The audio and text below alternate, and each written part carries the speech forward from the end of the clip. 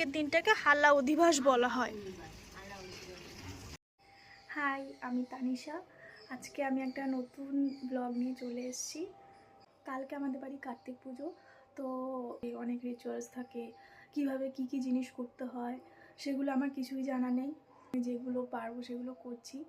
আর সবার কথায় মোটামুটি কিভাবে পুজোর নিয়মকানুন সব কিছু শুনছি, তো সেগুলো টুকটাক শেয়ার করব, দেখতে থাকুন।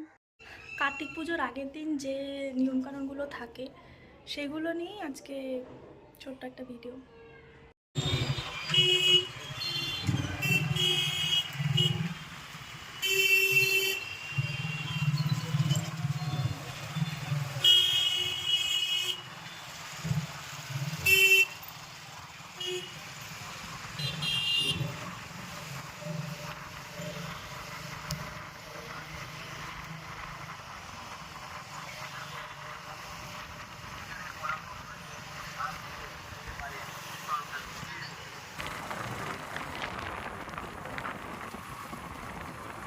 আমি সকালবেলা আজকে অনেক তাড়াতাড়ি উঠেছিলাম, 5টার দিকে উঠে পড়েছিলাম। তো উঠে স্নান টান করে নিয়ে বাজারে গেছিলাম। ওখানে বাজারে গিয়ে সেই ভিডিও ক্লিপস করা সম্ভব হয়নি, একটু অড লাগছিল। যাই হোক, বাড়িতে এসে একটু ইন্ট্রো দিলাম।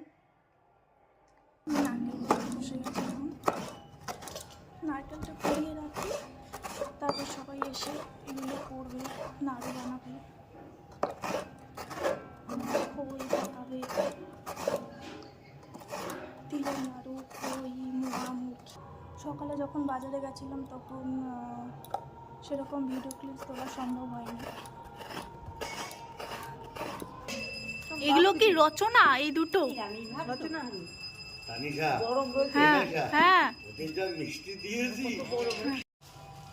এই খইগুলো কড়াইয়ের মধ্যে এরকম ভেজে নিলে হয় না? তাহলে মরমরা হবে না বাবা, হয় না, এটা কোনোদিন হয় না।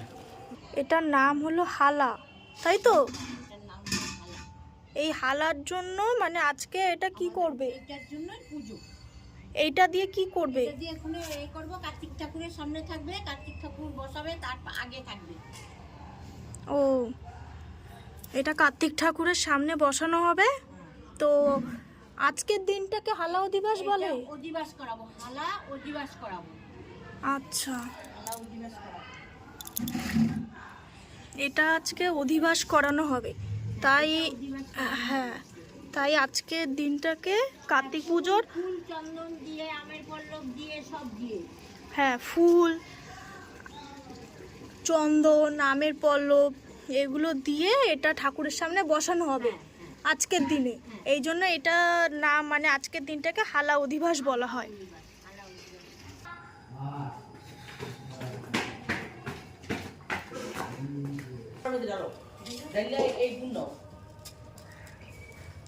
এখনো কিছুটা জল জল রয়েছে।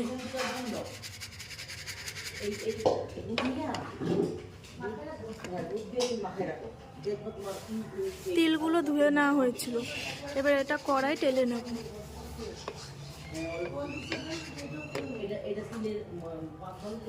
তাহলেই মচমচে হয়ে যাবে।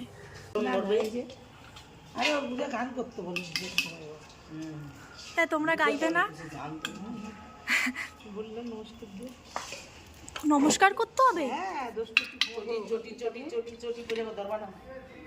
ও বাবা, এই পূজাটা কিন্তু এটা বাবাইয়েরই, ওই যে সেই কার্তিক ঠাকুর বেঁচে ছিল না, এটা কিন্তু কার্তিক ঠাকুর বাবাই, মানে ওর জন্মের জন্য থেকেই করা হচ্ছে পুজোটা। ছেলে দেবে, তাই এই যে আমার শ্বশুরবাড়ি এই পুজো আছে, জানো? ও, এটা হলো নারকেলের মধ্যে গুড় দিয়ে মাখা হচ্ছে। আমি দেবো আর কটা এলাচ? হলো কি দিয়ে মাখা হয়েছে? এটা চিনি আর নারকেল। চিনি নারকেল দিয়ে, তাই তো? এলাচ গুঁড়োটা কি এখন দিয়ে দেবে? না, এলাচ গুঁড়ো দিব হওয়ার সময়।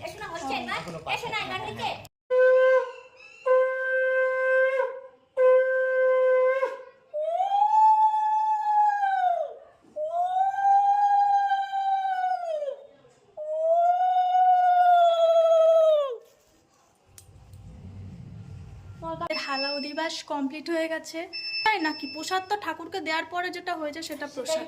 বলবি খই দই আর সন্দেশ। হ্যাঁ, হালাও দিবাসে যে ওই খই দই আর সন্দেশ দেওয়া হয়েছিল ওটাই প্রসাদ হিসেবে আমরা খেয়ে নিলাম। এখন তো নিরামিষ খাওয়া যায় বলো, মানে হালাও দিবস হয়ে যাওয়ার পরে এখন নিরামিষ খাওয়া যাবে।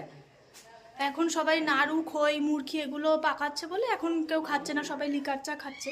আমি লিকার চা খাই না, মানে আমি কোনো চাই খাই না, দুধ চা লিকার চা কোনো চাই আমি খাই না। এই জন্য আমি একটু চিয়া সিডস খেয়েছি দই দিয়ে, টক দই দিয়ে। তারপরে সবাই ভাত দিয়ে নিরামিষই খাবে আজকের দিনটা। কালকেও নিরামিষ চলবে, তারপরের দিনও কি নিরামিষ হবে না? কার্তিক পুজোর পরের দিন, ওর দিন সকালে অঞ্জলি হয়, সেই দিনও নিরামিষ হবে, মানে শনিবার রবিবার। হ্যাঁ,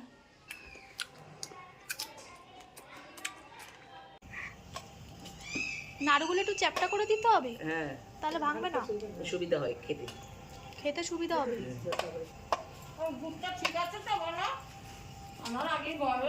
বাড়িতে যখন পুজো হয় তাহলে টুকটাক ভিডিও ক্লিপস নিয়ে পোস্ট করলাম। অনেকেই এইসব ব্যাপারে আগ্রহী থাকে জানার জন্য যে কেমন পুজো হয়। সবার বাড়িতে হয় না, আমাদের এখানে শীতলা পুজো অনেক বড় হয়। কার্তিক